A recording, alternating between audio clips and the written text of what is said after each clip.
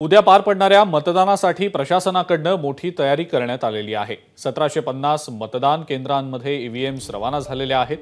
लोकशाहीच्या उत्सवासाठी निवडणूक आयोगाची तयारी नेमकी कशी सुरू आहे याचा आढावा घेतलाय आमचे प्रतिनिधी नाजिम मुल्ला यांनी। प्रचाराच्या तोफा थंडवल्यानंतर आता वेळ आली आहे ती मतदानाची आणि याच मतदानाची निवडणूक आयोगाकडून जोमानं तयारी सुरू आहे। आपण बघतोय हे सगळे निवडणूक कर्मचारी जे आहेत ते आपापल्या मतदान केंद्रावरती जात आहेत। मुंबई उत्तर पश्चिम लोकसभा मतदारसंघासाठी ही सगळी तयारी जी आहे ती निवडणूक आयोगाकडून सुरू आहे।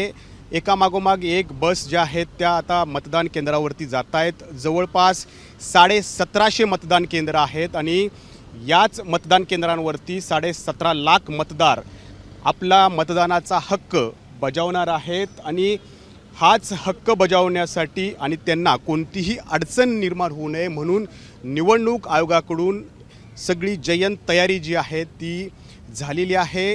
उद्या 20 तारखेला मतदार आपलं मत या ईव्हीएम मशीनमध्ये कैद करणार आहे आणि त्यासाठी हा लोकशाहीचा उत्सव पार पडण्यासाठी निर्विघ्न पार पडण्यासाठी निवडणूक आयोगाकडून अशी जोमानं तयारी झालेली आहे।